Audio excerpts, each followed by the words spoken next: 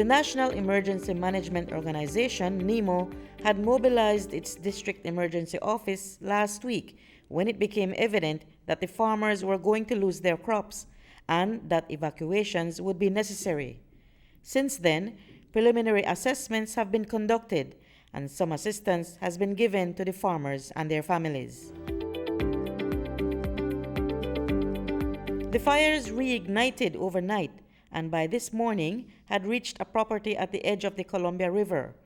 Christopher Nisbet told News 5 that he was feverishly fighting a blaze that had put his house in direct jeopardy.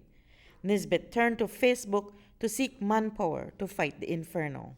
I'm freaking out because I'm watching everything burn and we have people in the bush. We're getting them out of the bush to get back to the house. Snuck around behind us, so we didn't have enough men to keep the line long enough to close the line between here and the river. So it came around behind us.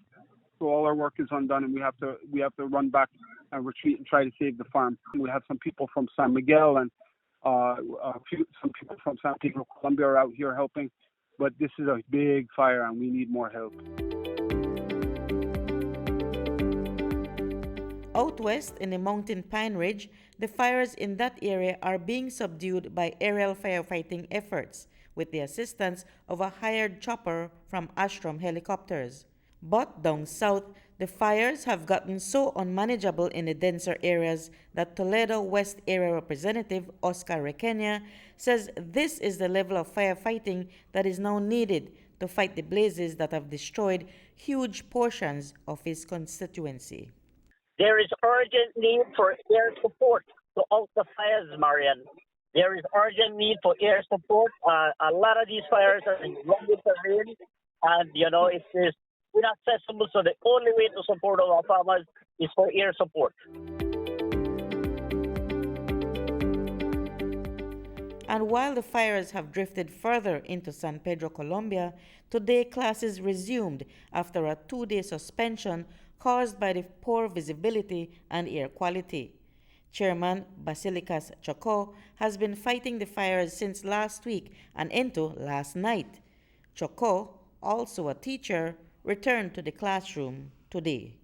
Hey, it's open already. They opened it today. I was a bit not happy about it because of the fact that we're still out. Like myself, I was out last night till 1 o'clock this morning, and then have to return back to school this morning. The smoke is still in the air. You can still sense it.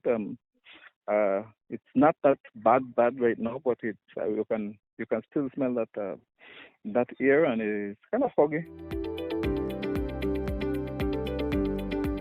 NEMO dispatched a team of BDF soldiers, and Tide has joined the effort to help.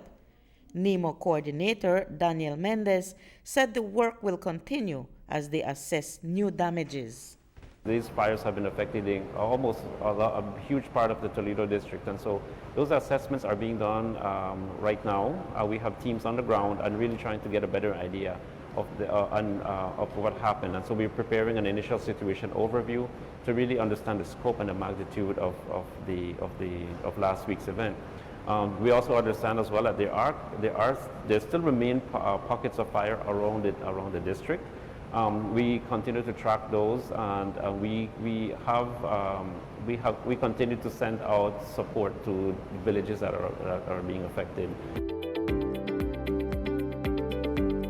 The question remains, how much was lost in the wildfires in the Toledo district? Minister Requena shared a projection. Our government is committed.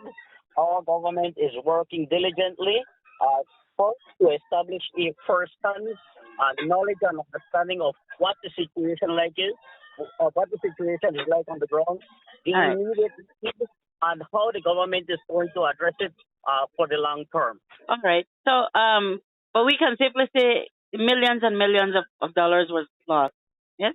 Absolutely. I can see with certainty that we have lost millions of dollars.